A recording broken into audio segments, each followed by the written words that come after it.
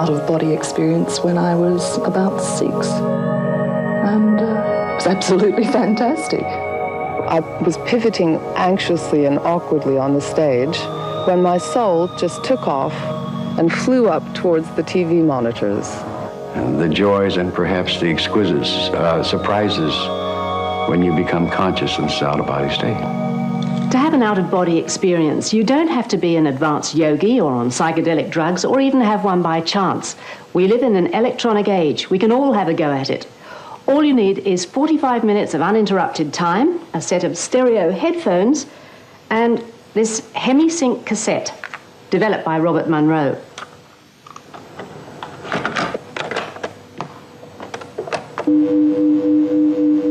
Monroe was a successful broadcasting executive. In his middle years, strange things started to happen to him. The initial pattern began when I experienced what is loosely described as a vibrational sense throughout my physical body.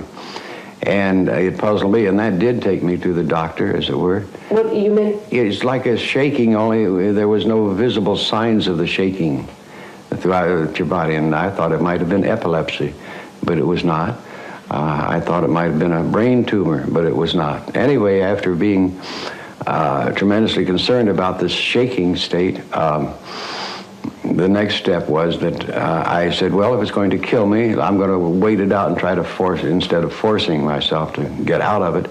And I was lying in bed one Friday night and waiting for this vibrational state to fade away, and that's when I found myself bouncing against the ceiling.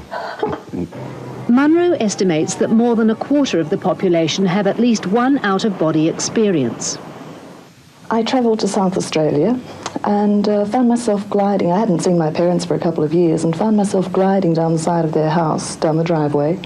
And I entered the back door and saw things on the clothesline and came in through the kitchen and saw my uncle who was visiting from the States. I saw the things they were wearing, what my mother was doing in the kitchen, and spotted items in the bathroom that hadn't been there when I was there.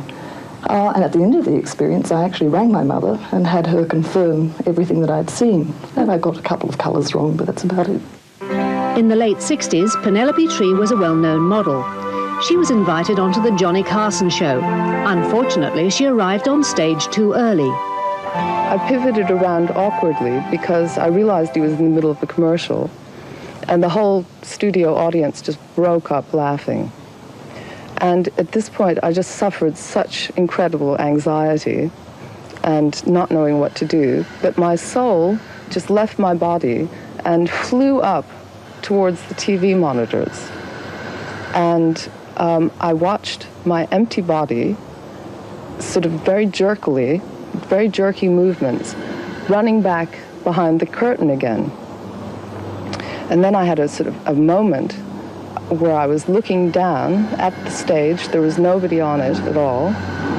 And then I saw my body coming back again onto the stage and walking across to sit down to be interviewed by Johnny Carson. And I've had an out-of-body experience too, a very uneventful one, and it was years ago. But one night I noticed that my body was lying about 3 feet below me. Quite surprising. But Monroe was doing it almost at will, and he was enjoying it more and more. It seems there is sex after the body. Monroe was meeting others in the out-of-body state and getting closer to them than he could to anyone on Earth. A complete molecular blending. That's wonderful. That was great, that total unification with what you perceived as a female in the out-of-body state. Can you describe it? You're asking me to describe a situation that, as if you're asking me to describe a symphony, orchestra playing an exquisite sonata. How can I describe that in words? To try and understand what was happening, Monroe set up a research institute in the backwoods of Virginia. After years of work, he found a way of helping others share his experiences. What we developed was a series of sound patterns that create a frequency-following response in the human brain, and that means in the electrical activity of the human brain. And doing this very simply with sound, not electrical stimulation directly. All aimed at changing forms of consciousness or controlling it. The hemisync sound is supposed to link the left and right hemispheres of the brain. I couldn't wait to try it. But what if I couldn't get back into my body? You will be very active performing what to use a very important function over here in this other reality. And you'll get the uncomfortable feeling that something's wrong. And it's as if somebody's pulling at your coattails. Hey, don't bother me, I'm busy. And it's important, it's important. What's important? What?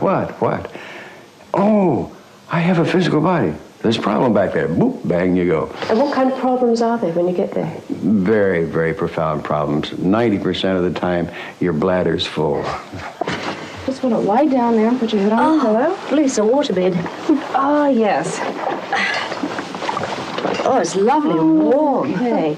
Now, what I'm going to do is give you a headset. On either side are volume controls. Yes. So you can control your own volume. You do not want to have it too loud, just at a comfortable listening level. Have a good time. Oh, have a very good time. Well, here goes. All right, first of all, we'll just have a little fun by playing you a little bit of surf with hemisync behind it. And that'll be sort of a beginning thing to do. You ready? I sense I've got about half the gravitational weight that I normally have. You feel comfortable? So far, so good.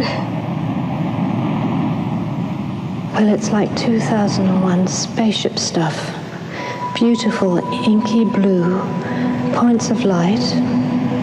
I'm in a tunnel of light, swimming up it. There's an aperture. Phew. I'm flying above a world. It's sort of like our world, only it's very pure. Flying so fast, I can see the curvature of the earth. But I'm not so high. I'd like to go down. I can't get down. I haven't got any weight. Well, regretfully, I'm going to have to ask you, Jan, to follow me now as I talk to you. And I'm going to count from 10 down to 1. And when I reach the count of 1, all of your 5 physical senses will be operating clearly, cleanly, sharply, and beautifully. You'll be completely wide awake and full of energy, both physically and mentally. 10, 9. I'd really enjoyed my trip, but hemisync wasn't developed just for fun. Students use it for rapid learning, relaxation, and better sleep. With all the time and money Monroe's put into research, what are his conclusions? The knowledge, not the belief, not the hope, not the dream, but the knowledge that you survive physical death.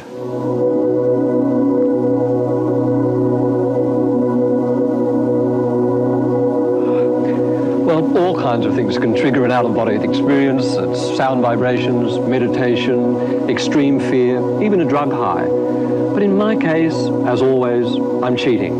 More in a moment.